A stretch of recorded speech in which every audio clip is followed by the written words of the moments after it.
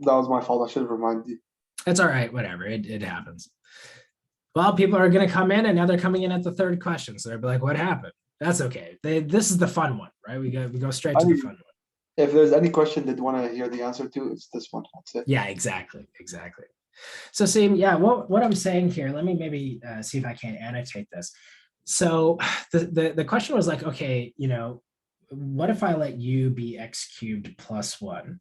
Well, then if I compute du, that would be 3x squared dx. And the problem here is that we don't have a 3, right?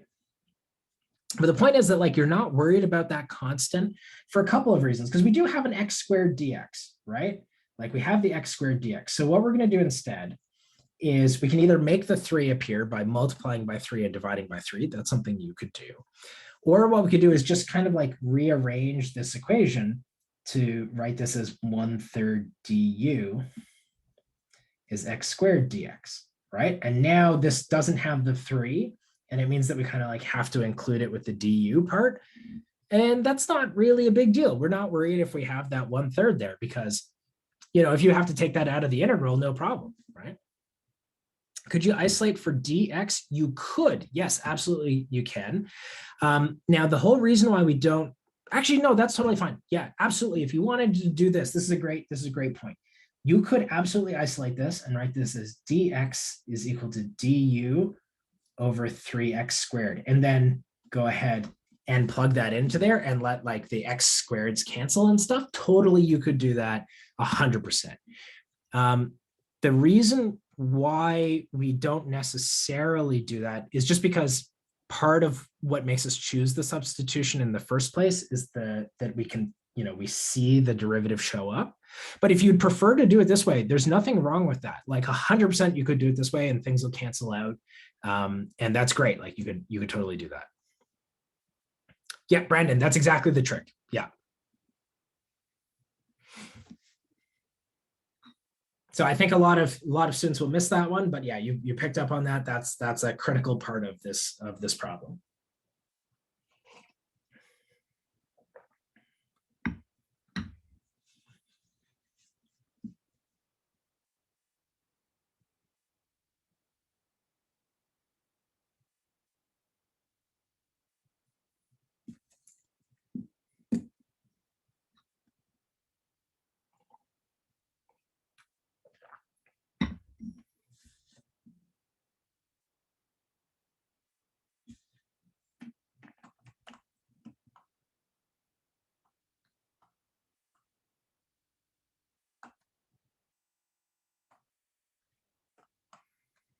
Okay, everyone, and it's worth saying this a little bit too. And if you're just kind of like, if you're watching the video, like this is the beginning of the video, even though we're quite late in the class, which is, again, that's my bad, I'm sorry. But, I think maybe it was a little bit of a heavy week this week because we did FTC, substitution, and parts, which is, a lot of stuff. Next week's a fairly light week, okay? So if we need to cover a couple of questions from this handout or from this polls next week, that's totally fine, we can do that. And if you feel like you're kind of overwhelmed by this week's material, that's okay. Next week, it doesn't mean you can't, you don't have to do next week's stuff. You still got to do that, but it's light. There's relatively little of it. You can probably pick it up relatively quickly. So that sort of allows you to stretch this week's material into next week if we have to. All right, so I don't want you to worry too much about that. You'll be okay.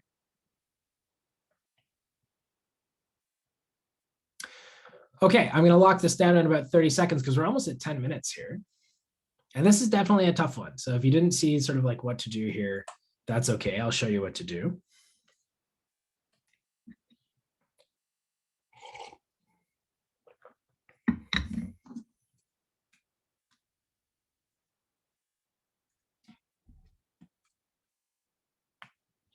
All right, let's take a look.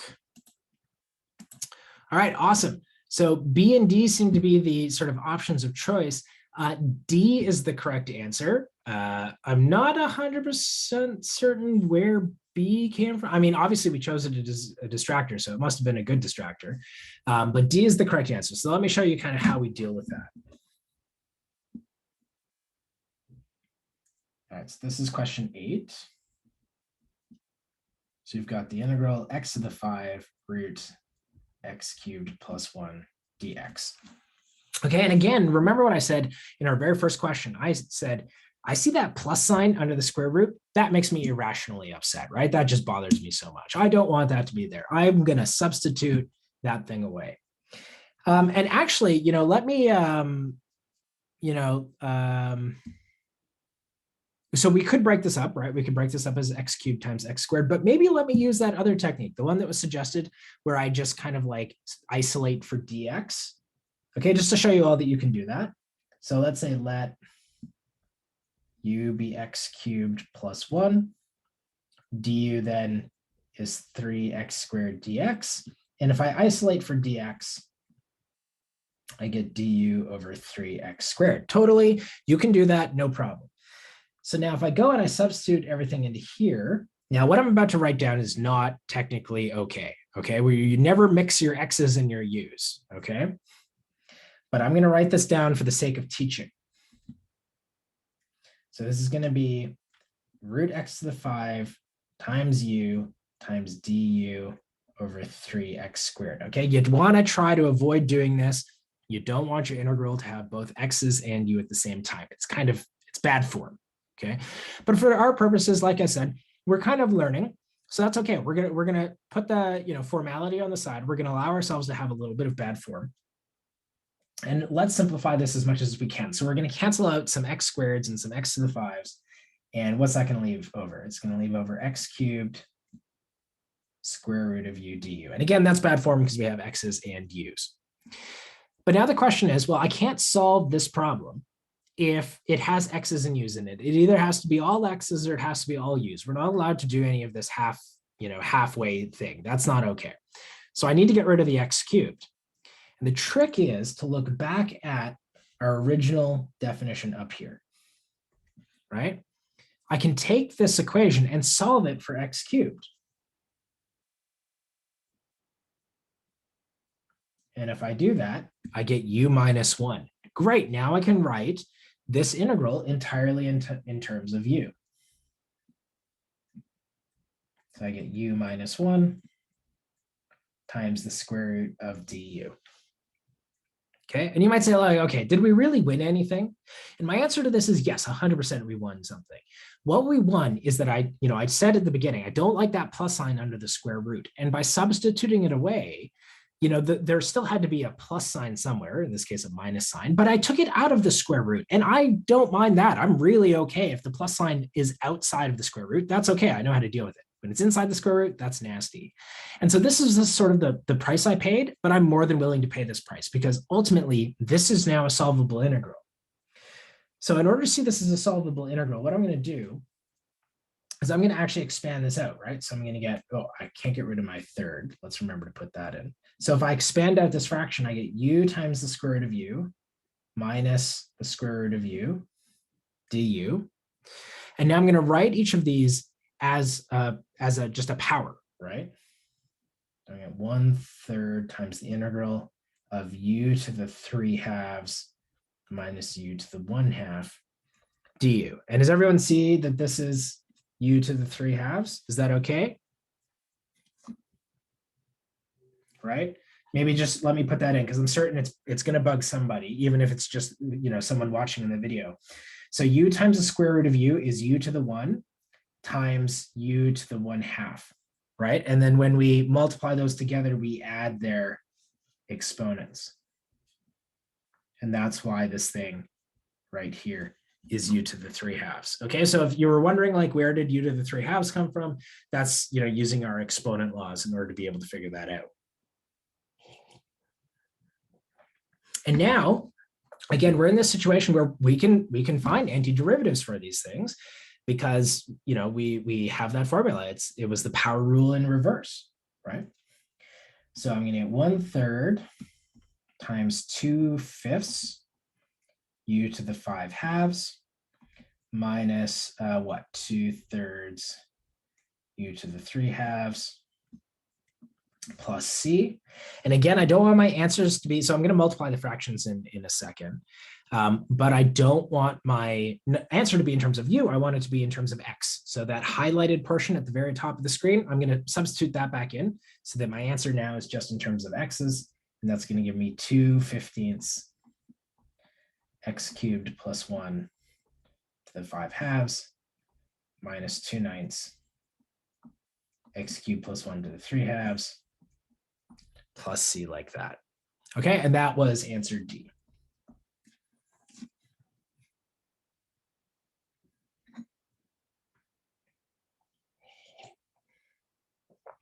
So you can see they can be tricky, right? Like there's absolutely no reason to expect, like, unlike differentiation where it was, you had all the functions in front of you, you just had to apply the rules in the correct order. Integration often requires a little bit more cleverness. And this is by no means like a weird, it's definitely on the harder end of a substitution problem, but it isn't unreasonable. Like there is an expectation that students should be able to do stuff like that with enough practice, right? Yeah, exactly. So you see that and you're kind of like, but that's fine. Like, you know what, if you got to that point, I bet you if you see that again, you won't not think to expand it. You know what I mean? Like you've seen it once now. It befuddled you once, but now you're like, oh yeah, I should have expanded it. It won't happen again, right? The next time you see something like that, you'll think to expand it. And that's the entire point of doing these things in lecture, right? Is that if it screws you up now, that's totally okay. Because at some point in the future, you'll be like, oh yeah, I learned this in lecture, and you won't make that mistake then. Can we have X and U at the same time just for calculations? It helps. I'm going to say, yeah, I don't think, we would come down on you super heavily if you did that. I think for the most part, we would kind of be forgiving. If you really don't want to take a risk though with the TAs, what you can do is you can do it as rough work, right? On the side, on a side piece of paper, and then do the substitution in, or you can be like, I might do something like this on the side and just declare that this is rough work. And then do it. But I mean, like, if you really need it, I would rather you use it and get the right answer than worry about not using it and get it wrong. Do you know what I mean? Like, I think generally the TAs are not going to be anal about this. If it helps you to get the calculation, I think that's more important for now. And then, when you guys go be, mathematicians, which I know probably no one's going to do, but when you go be mathematicians, you can worry about it then, right? So like I said, I'd rather you get the calculation correct than us worrying about really what's bad form or not. I would encourage, like, if you are going to use it to utilize that rough work side, like section on the side, just a little bit more, because sometimes, especially when TAs are grading a little bit quickly, when they see like kind of like a jumble of letters just appear out of nowhere, it throws off the solution a little bit when you're marking. Just from experience. And sometimes you get like mark deduction, and then you have to go through the regrade process and everything. I've gotten a lot of regrade requests where I look at the solution and I can see why the TA deducted marks initially, and then I have to go back and readjust them just because I agree that there wasn't something wrong happening there. So. And I think, it helps if you're really, now we're going to move to integration by parts. But again, Brandon, an important thing there is that, like, normally when you see an integral, you don't know what you need to apply, right? So we don't necessarily want to train ourselves to be like, we just did substitution, now we're doing parts, but more of like try and identify when we're going to use what.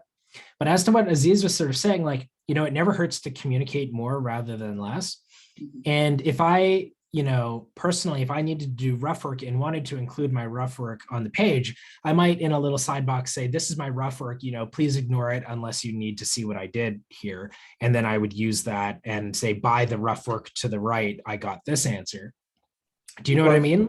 Like, that's I think a really clean way of doing it, because you said, like, I'm trying to keep my presentation clean. I did some rough work in order to figure this out. If you really need to see my rough work because that's worth marks for whatever reason, you can look at it. It's right here, right?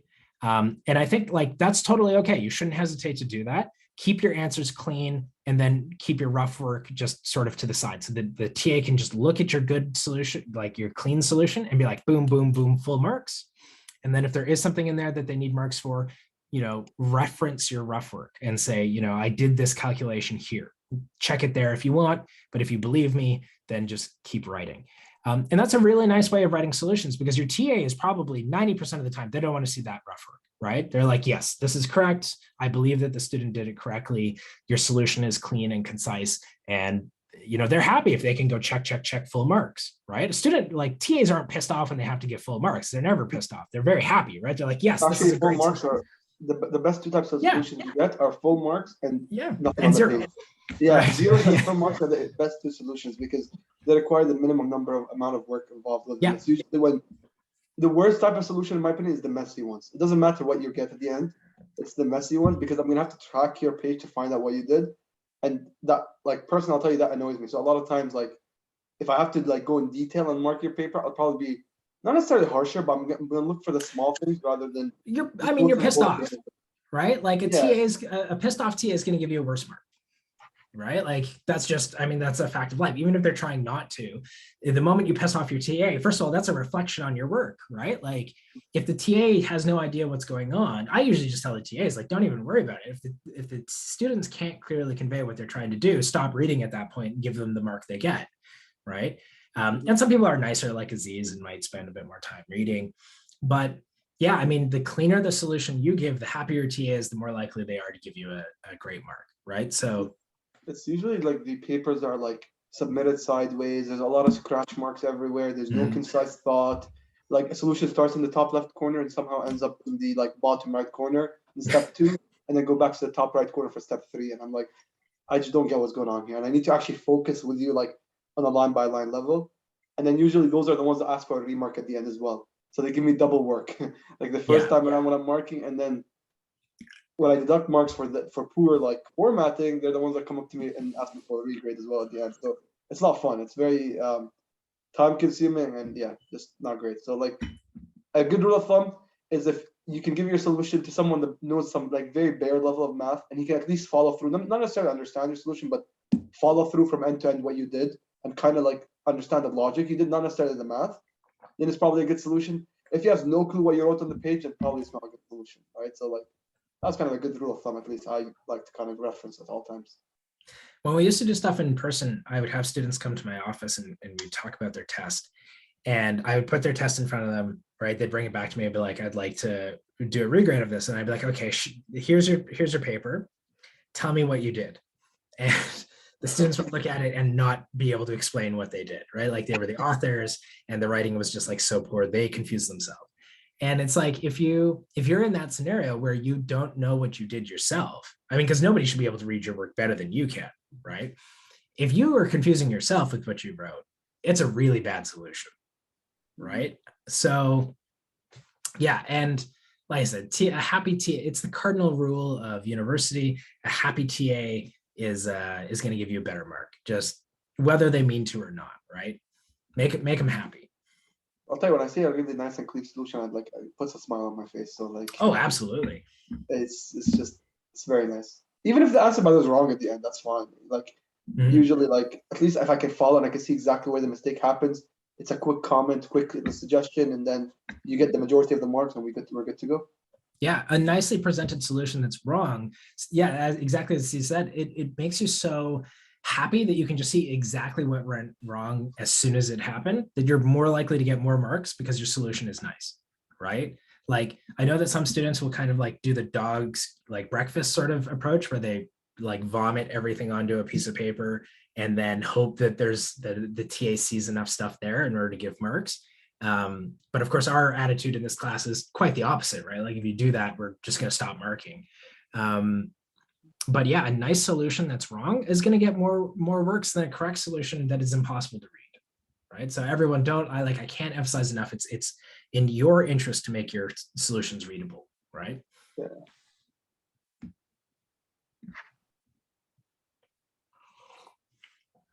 Yeah, I think we're going to have to do some more of these questions next week. Right? Just there's a whole bunch more that I want to do, and it's already 6 o'clock, so we're not going to get through nearly as many. It's not that bad. Okay, so Brandon, what I want you to do is I want you to think about what the derivative of 5 to the power of x is, and then see if you can like rearrange stuff to figure out what the antiderivative is. because 5 to the x behaves a lot like e to the x, right? 5 to the x and e to the x, they're both basically the same kind of function. The only thing that's different is the base is 5 in one, and the other one, the base is e. Now, e to the x is the best function to differentiate and to anti-differentiate, right? Like e to the x is perfect. It's its own derivative, it's its own integral. So these functions like 5 to the x, very similar, relatively straightforward to differentiate and to integrate, but you just have to, exactly, that's what it is. Right? Like that's not that bad, right? And you can see, like if that 5 were an e, why it is just e to the x, right? Because you get the ln e is equal to 1.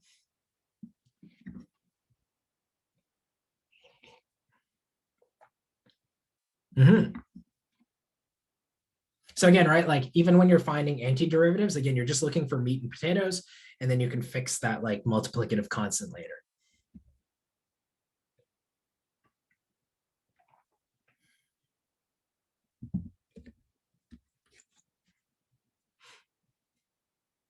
Okay, I'm going to wrap this up in like 20 seconds here. So again, we are at 6 o'clock. This is our, I think, normally our 2-hour lecture anyway. So I know in theory, most of you don't have anything else to do. We'll wrap it up after this one, though. If you guys want to do more poll questions, we absolutely can. Otherwise, though, I think next week we'll probably take a couple of these up too, just because there's more here that I want to do. You can see even that it only says 9 out of 18 in the question counter in the bottom right. So, all right, see you, Aziz. So yeah, we'll do some more of this next week too, if this is really bugging you. But all right, I'm going to end it here. All right, so 60% of the class is B. That's phenomenal. B is absolutely the correct answer. For the record, I have not worked this out ahead of time, so you're going to watch me do it. And hopefully, if you watched my, I know there's a mnemonic online that you can figure out for integration by parts, but if you watched my video, I try and explain in my video exactly how a mathematician thinks about integration by parts. And if you can think like we do, it becomes very easy to see what you're supposed to differentiate and what you're supposed to integrate, okay? Actually, in this case, you could kind of go both ways, but so this is question 9, and we're asked to integrate x 5 to the x dx like this. Now, this looks like an integration by parts question to me. I say I don't obviously see a substitution, right? Even sort of like a tricky substitution. One of these functions is a polynomial. The other one is an exponential. Those two things don't play nicely together. It's probably not a substitution, right? So that's just, if I'm looking at this question and if I don't know it's integration by parts, that's what's kind of going through my mind. I've got a product of functions. They don't seem to be related. Probably let's go by parts. So I need to figure out which function to differentiate and which of these functions I want to integrate. And like I've said in the video, you're basically pushing a derivative off of one function and onto the other. So when I think about this, I'm probably going to integrate the x, and I'm going to take the antiderivative of 5 to the x, right? Like that to me makes a lot of sense. So du is dx, and v is that thing, right? And again, you can choose a constant if you want. You probably shouldn't. 99.999% of the time, don't make your life harder by putting a constant there, but you can if you want, okay? If you're feeling like particularly sadistic. So we're going to use our formula now for integration by parts, which is uv minus the integral of v du, right? And I to this day, every time I do integration by parts, I say the formula in my head when I'm writing it out. I'm going uv, right, minus the integral of v du, right? And I'm looking at my little yellow table above. I'm doing that at like every time to this day, okay? Now, an important note here too. Oh, how is that true? Sure. So I got a question, which is like, basically, how did I figure this out, right? How did I figure out what v is? So I'm looking for an antiderivative of 5 to the, is what dv? Okay. So I start with this and I'm trying to figure out an antiderivative for 5 to the x. And so the key thing to realize is that the derivative of exponential functions are just themselves, right? But when you differentiate, you like pick up this annoying factor here of ln 5. And if it were 2 to the x, then we would differentiate it and we would get 2 to the x ln 2, right? And again, as I was kind of saying, this is why when you do e to the x, you actually get e to the x ln e, but ln e is 1. So that's why that part kind of doesn't show up, right? So when we're trying to figure out what an antiderivative of the exponentials is, okay, Connie, let me explain that in a second. Let me just first explain how we do the antiderivative, and then I'll explain that. So when we are trying to figure out an antiderivative, I say, well, antiderivatives of exponentials are themselves, and I just want 5x here. I don't want the ln 5. So I'm just going to get rid of this, and I'm going to put the ln 5 on the other side, right? So that's why I get 5 to the x divided by ln 5 there. Does that make sense, Agam? Like what I did there? You know, where it's like, it's one of those things, again, where we're kind of like just fix the constant after.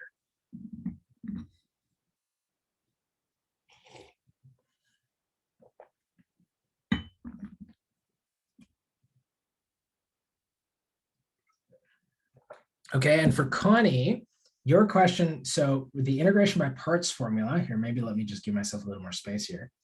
The integration by parts formula is the integral of u dv is uv minus the integral of v du, right?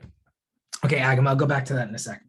So in order to use this formula, I need to choose one function to be u, and I need to choose one function to be dv, right? And then once I figured out what u is, I need to figure out what du is, because it shows up in the formula. Once I figured out what dv is, I need to figure out what v is, right? I need to find an antiderivative of it. So this is always the problem when you do an integration by parts. You need to decide which of these functions is which. When I look at this, I have to choose one of these functions to be u and one of them to be dv. So in this case, I know this one's going to work because I can see what the integral is going to become afterwards. In theory, you actually could do it the other way. You could let v be 5 to the x, or sorry, u be 5 to the x and dv be x dx. You could do that if you want. But when you work out the math, it doesn't get nicer. It actually gets like much grosser by virtue of doing that. Okay. So does that make sense, Connie? Like why, like it was literally just a choice, right? Like I had to choose one to be the other. Okay. So Agam, for yours, what I could say is the following. So note, like basically, if I were to differentiate this function, ln 5 times 5 to the x. Yeah, I mean, like, Simon, you only have two choices. So if you guess and you get it wrong the first time, then you go back and you switch, right? Like, that's totally okay. There's nothing wrong with that. Agam, what I'm going to do here is we know the 1 over ln 5 stays. Now, the derivative of 5 to the x is 5 to the x ln 5, right? That's just how exponentials work, right? So generally, we have the derivative of a to the x is a to the x ln a. Okay. So in this case, a is 5. So when I differentiate 5 to the x, I get ln 5 times 5 to the x. The ln 5s cancel, and I just get 5 to the x. Okay. So that tells me that an antiderivative of 5 to the x is ln, or is 5 to the x divided by ln 5. And if I set dv to be something, then when I find v, I'm looking for its antiderivative, right? dv is the derivative. I'm saying I'm setting the derivative to be 5x. What was v, right? And that is exactly the process of finding an antiderivative. So if I tell you the derivative is 5 to the power of x, what is v? I'm saying, give me an antiderivative of 5 to the power of x, right? And that's why we get 5 to the x over ln 5. Does that help? Okay, cool.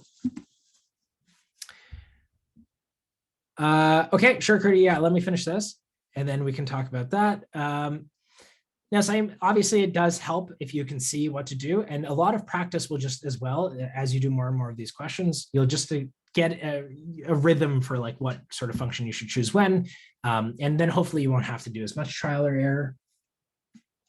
And the great thing is, right, you can see that we chose the right. You can see we chose, and Simon, if you want, we can talk about like how I know this is the right choice again in a second. But we know it's the right choice because my integral is now easier, right? My integral now is basically just 5 to the power of x, because the ln 5 is just a constant. I can just take it out of the integral. And the entire point of doing integration by parts is that even though you still have an integral on the right-hand side, you want it to be an easier integral, right? That's what integration by parts is doing for you. You want it to be an easier integral. So I'm going to get x 5 to the x over ln 5. 1 over ln 5 times the integral of 5 to the x dx. I've now got an easier integral, so I can integrate that.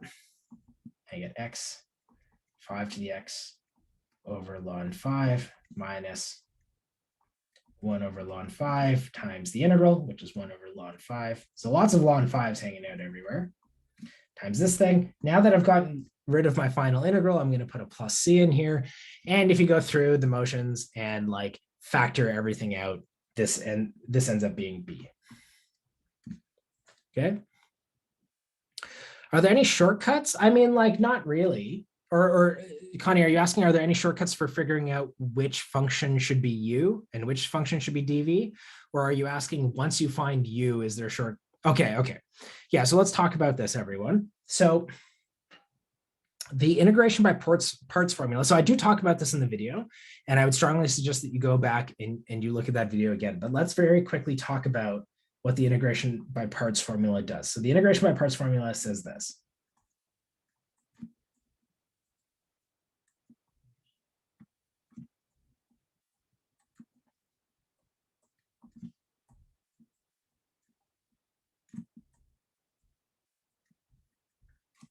Okay, so this is the integration by parts formula.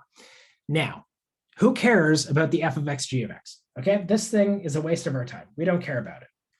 Because what we want, the entire point of integration by parts, is to turn the integral on the left into the integral on the right. And we want the integral on the right to be easier, right? So we want this. So this should be easier.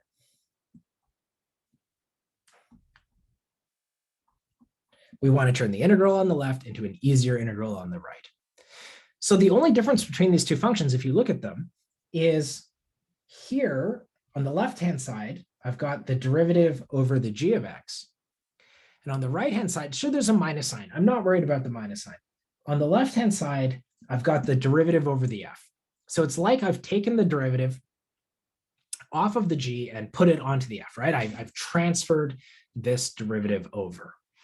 And this can be a really, like, if you're really good at differentiating and anti-differentiating in your head, you can get a very quickly, you can get a good idea of what sort of substitution or what sort of integration by parts will result in what. Okay, so let me show you. And I think I make the same table in my in the video. So if you have a function x, so here's our integrand, x f of x. We have to differentiate one of those functions and we have to integrate the other.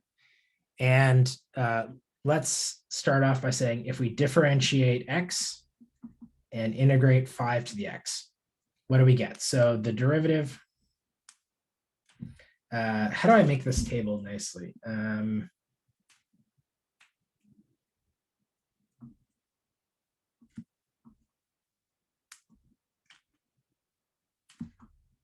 Yeah, okay, how do I make this a nice table? I did it in my video. I figured out how to do it. Okay, whatever. So I'm going to differentiate one function. I'm going to integrate the other one. So let's suppose I differentiate the x and I integrate 5 to the x.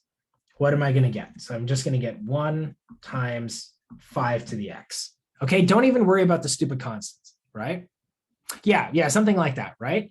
So basically, seriously, don't worry about the constants, because you're not worried about the constants. You'll fix them when you actually do the computation, right? Right now, we're just trying to figure out what should I do. So when I do this, if I differentiate the x and I integrate the 5 to the x, what's the integral that's left over? It's just 5 to the x. That's objectively easier, right? I got rid of the x in front. Does that make sense? What would have happened if I done the other way around? What if I'd integrated the x and differentiated the 5 to the x? Again, don't worry about the constants. What do you get? You get x squared 5 to the x, right? It's really like, again, there's a factor of a half and there's a factor of ln 5. You don't care about those. If I have to look at these two and say, which of these would I rather integrate? The answer for me is the top one.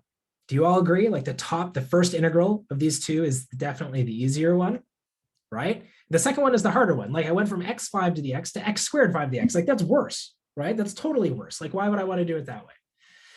Whichever one you differentiate, that's u. Whichever one you integrate, that's du. Or dv, sorry. And so again, if you want, there's like mnemonics online. If you go and you look up like tricks to learning how to do integration by parts, there's like, I don't know what it is, lipos, whatever it is. It's something, somebody knows, somebody here knows it. But there's a mnemonic. But again, in practice, you don't need to know the mnemonic. If you can differentiate and anti-differentiate in your head, and again, not even worrying about the constants, just getting a rough idea, then you can just see what the correct answer is. So for example, here, we could do another one. So we could have something like x ln x, right? So this is the thing that we have. So again, I do this in my head, right? So I say, what if I differentiate x and what if I integrate ln x? And I say, okay, well, what the hell? I don't even know how to integrate ln x. That's probably not a good idea, right? Like, what do I do here? Okay, well, what if I integrate x and what if I differentiate ln x? Right? Okay, what do I get? So I get x squared, and then I get 1 over x. Yeah, that's totally easy. I could do that. Right? Boom. Here's u, here's dv.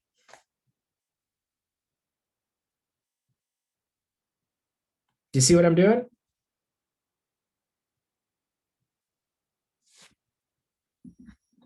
So you look at your two functions, you say, okay, if I differentiate one of these and integrate the other, and then multiply those together, is that a better integral? Is that a worse integral?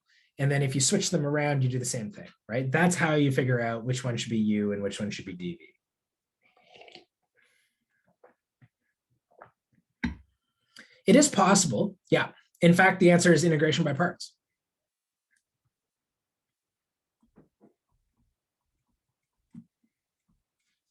So secretly, basically what you do is when you integrate ln x, you think of this, there is a second function there, and the second function is 1. And what you say is, okay, I'm going to let u, or sorry, I'm going to let u be ln x. So du is 1 over x dx. And then I'm going to let dv be 1 dx. So v is x. And now when you integrate by parts, uv minus the integral of v du.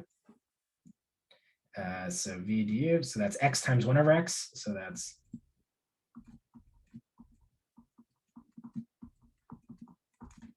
and that's how you do it.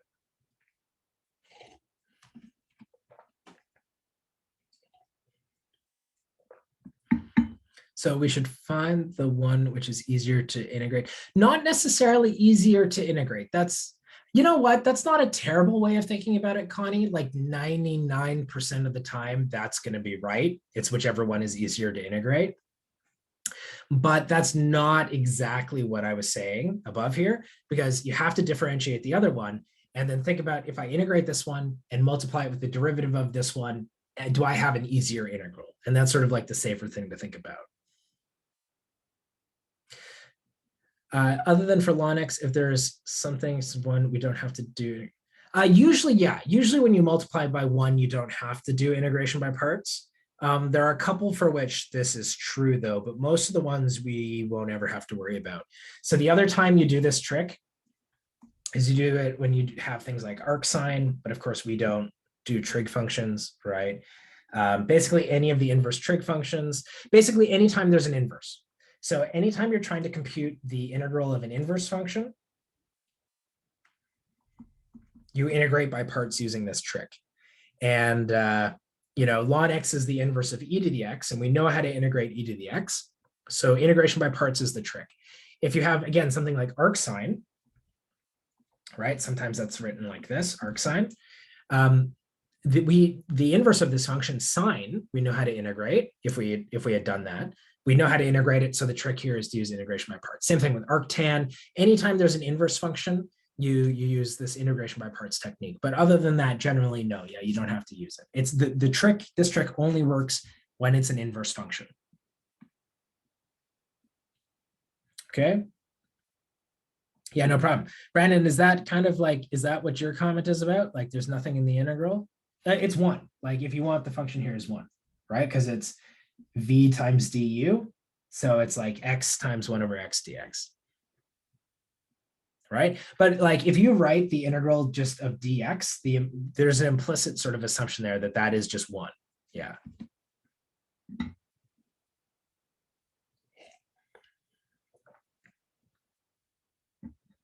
Okay, good. It makes sense?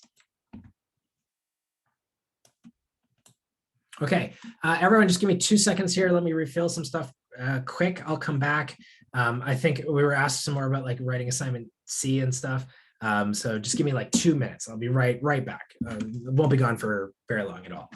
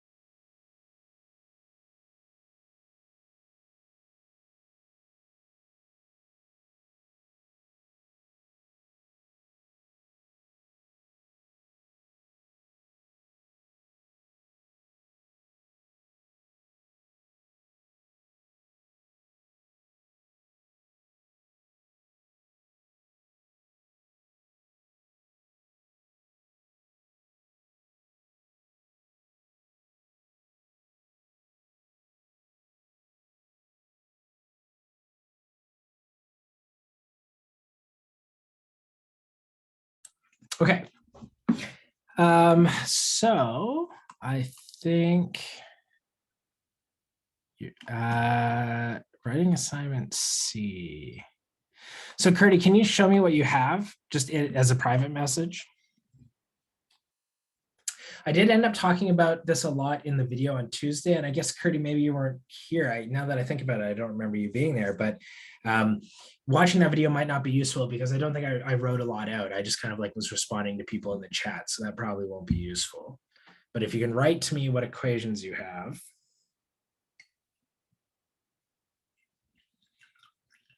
No problem. See you later, Brandon. And while Curdy's doing that, does anyone else have any other questions? For 4B, okay, so Agam, can you tell me what you have for costs so far? Like, what costs are you confident about? Okay, Curdy, that's phenomenal. Yeah, sure, write it, Agam, if you want, write it in the private message. So Curdy, now substitute your y there into the first thing, and now you only have equations with, oh, yeah, you didn't do that privately. Okay, that's okay. Hopefully there's not a lot of people here and they won't see that you gave that part away. But so what you're going to do there is substitute y back into that equation. And then there won't be any more y's, right? Your equation will only be in terms of x's. And now you can solve that equation. You can differentiate it, find the critical points, all that sort of stuff. Do you know what I'm saying?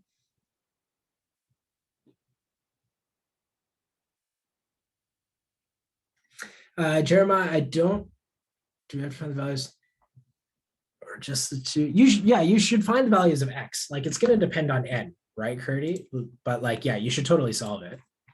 Let me just take a quick look here, Jeremiah. I don't remember exactly what the answers were.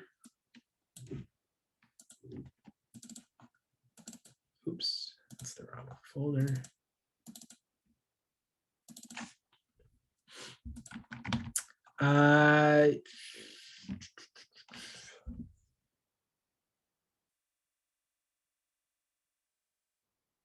Yes. Yes, that is what I got, Jeremiah.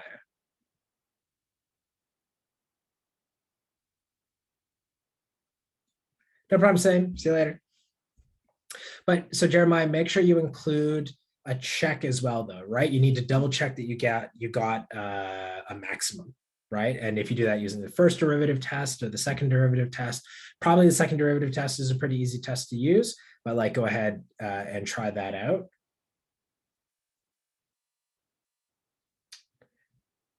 Agam, that's phenomenal. That's the total cost. Yeah, what's the issue? That's great. Yeah, your equation looks perfect.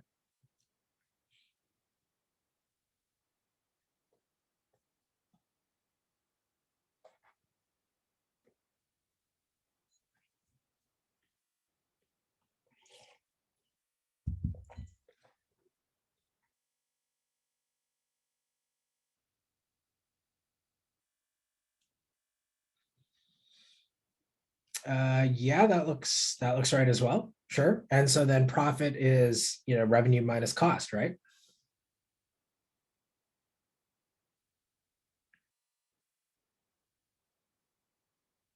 Sure. Okay, hold on. Let me take a look at that. Sure, Davin. Yeah, if you want, just like put it in a private thing.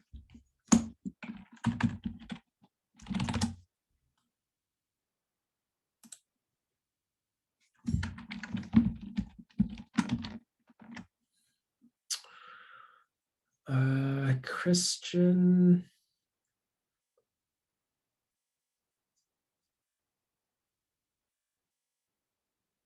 I'm a little, wait a second. Oh yeah, okay, that's after your simplification. Sure. Yeah, that looks fine. And then you differentiated, great. Okay, so what's, Christian, did you have a question?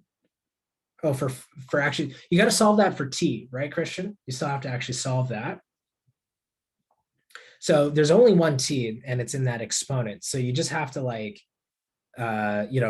manipulate, maybe take logarithms in order to solve for that t, but it looks fine so far. Everything looks good.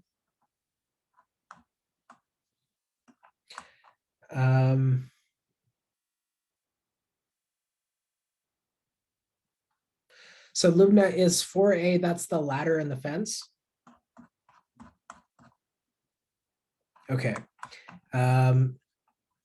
So yeah, just kind of like as a, I don't want to do too much, but let's maybe draw a little diagram here. So here's our building, right? And here's our fence.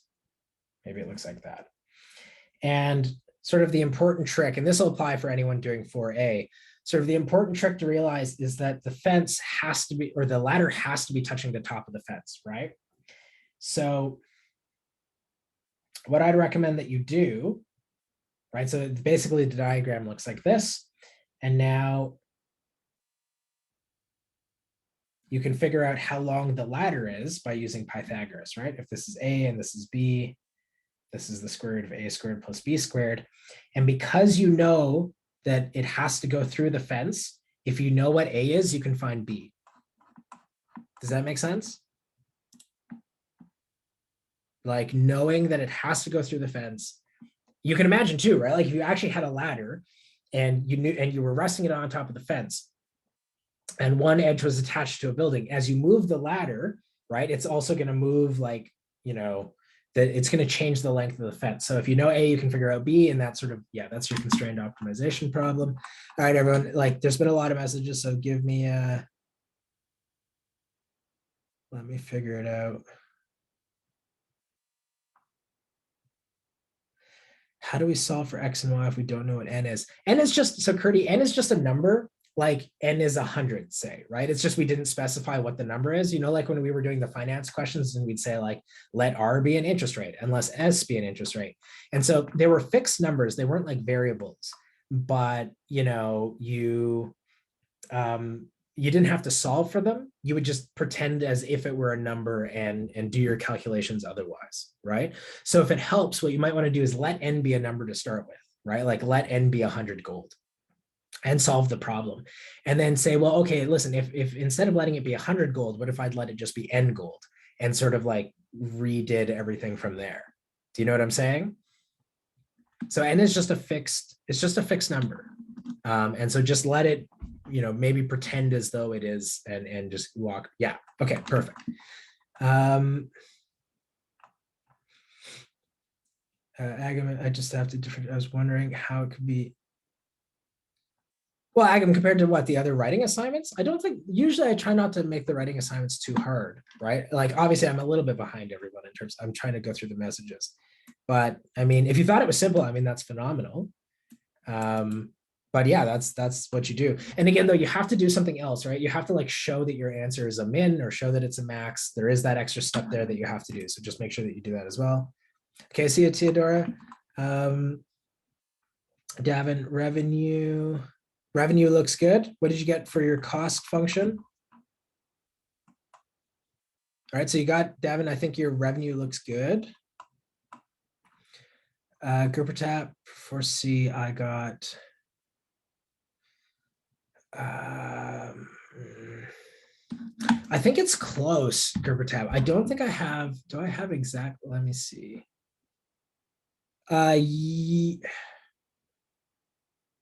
Yes, Gerber tab, I think I got the same thing. So I think that's okay. Yeah, simplify it a little bit more, throw your minus signs in and, cancel out like the 5 and the 50 and all that. But yeah, that looks good.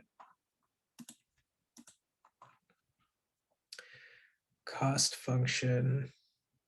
You probably want -1, right? The first message you sent me.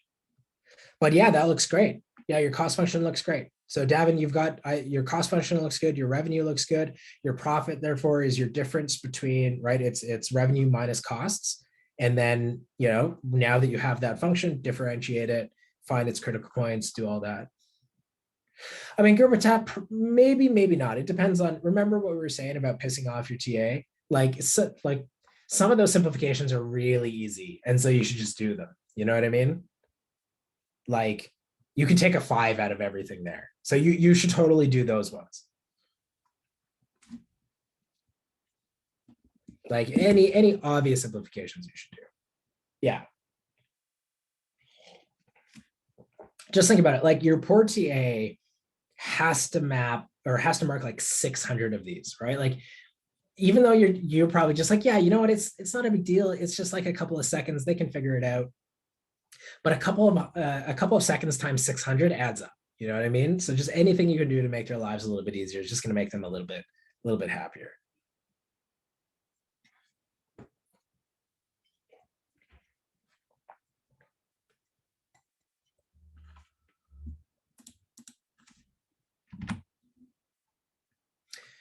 Question 8 from today's polls. Sure. So question 8 is this one. So the 1/3. Let me check my solutions.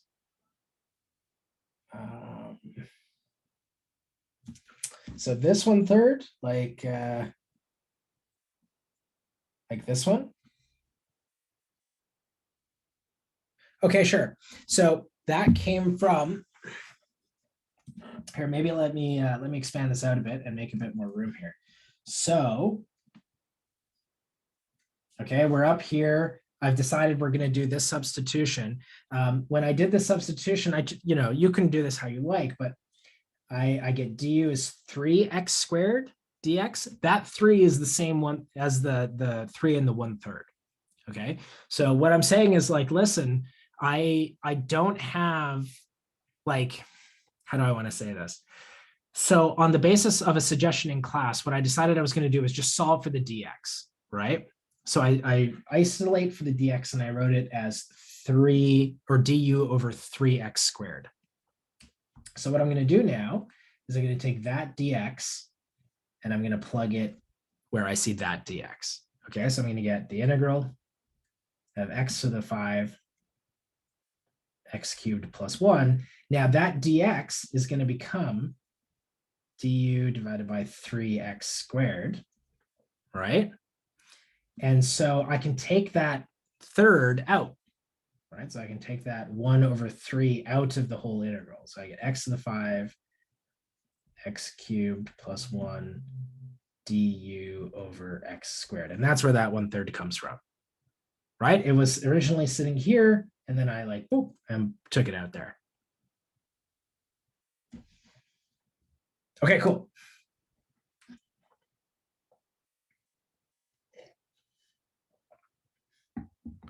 What is the logic behind using derivative for maximization? Okay, sure, yeah. That's a great question. So basically, what we notice is when we think about like the graph of a function, right? So if I graph a function and, let's just draw something. If we look at where its maxes are, like where are its maxes? There's a max here, there's a min here, there's a max here, there's a min here. And what we notice is that at every single one of these points, notice that the tangent line is horizontal, right? So that's what the derivative wins for us, is that the derivative can tell us where the tangent line is horizontal. And what we notice is that, well, when maxima and minima occur, that tangent line is horizontal. Now, not every horizontal tangent will be a max or min, but every max or min is a horizontal tangent. Does that make sense? Right? Because there are some functions that look like this. And it might have a horizontal tangent and is neither a max nor min, right? That it doesn't look like it's the top of a hill or the bottom of a hill. So not every horizontal tangent is a max or min, but every single max or min is a horizontal tangent, which means if we're trying to find maxes or mins, let's find all the horizontal tangents and then let's just check them and let's see which of those actually is the biggest and which of them is the smallest. And that's the idea behind why we can use derivatives in order to do that. And that's why we find critical points, right? That's why we set the derivative equal to 0. See you, Jack. You too. Have a good weekend.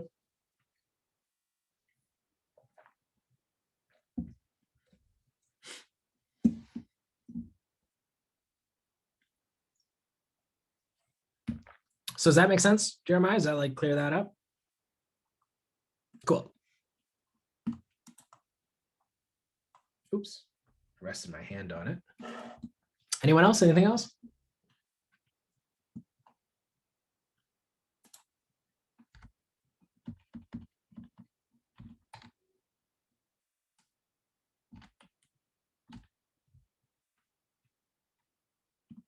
Hey, listen, if there's no questions, I am not against ending office hours a little early for like the first time in a million years, right? Like that is okay.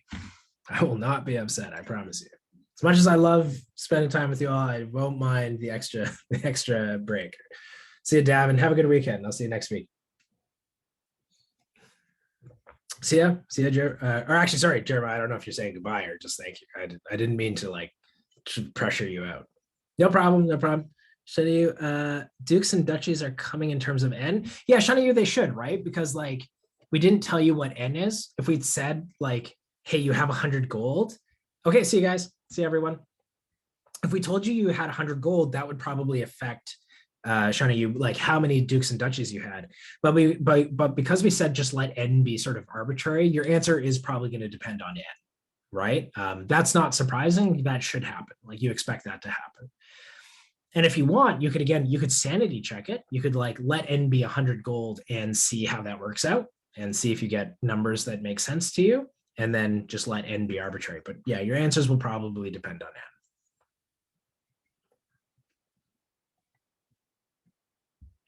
See you, Christian.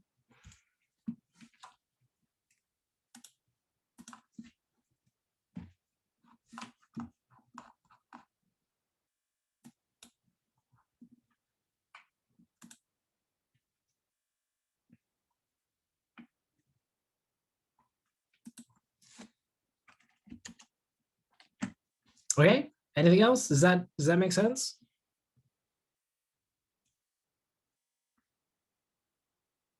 Cool. Any other questions?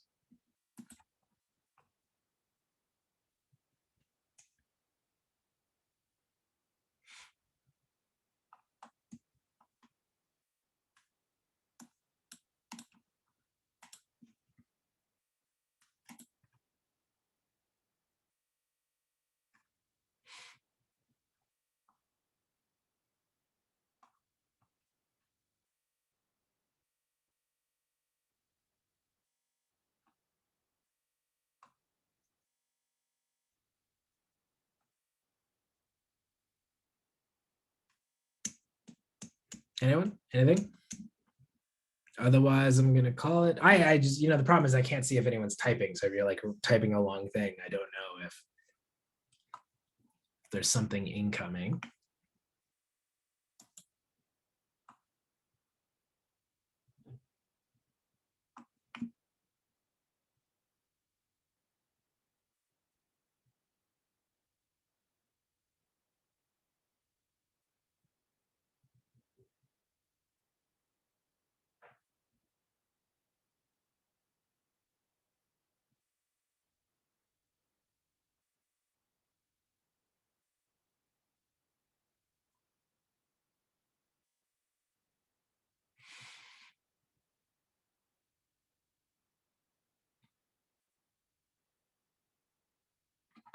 Okay, I don't see anything else coming in, so I'm going to assume we're all good.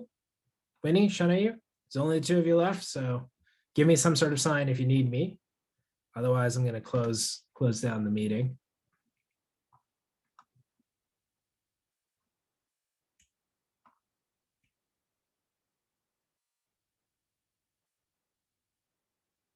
I mean, usually we don't confirm answers, but if you want to send it to me, I'll tell you if there's anything like obviously wrong.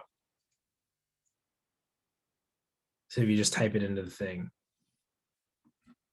Actually, you know, like for golden victory points, yeah, I'll tell you if there's something obviously wrong. So type them into the chat and I'll let you know.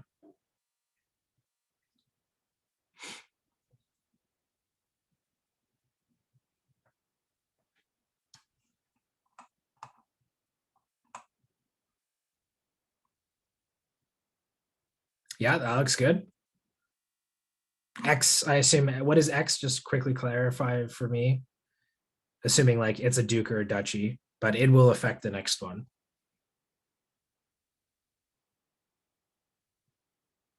Okay. And then your victory points?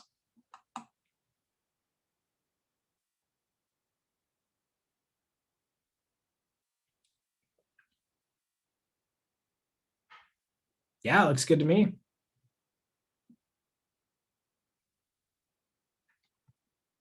So yeah, given those two equations, those look fine to me. And yeah, if you go and you solve them, you should get a good answer.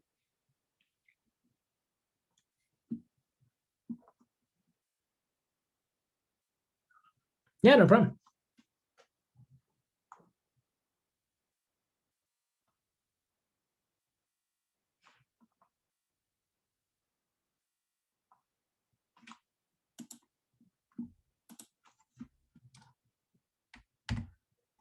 Okay, Winnie, anything? Maybe you're here, maybe you're not. Give me something in like the next 10 seconds. Just a sign of life.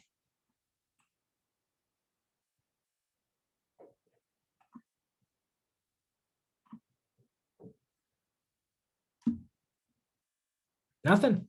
Okay. Well, have a good night. I'll see you next week.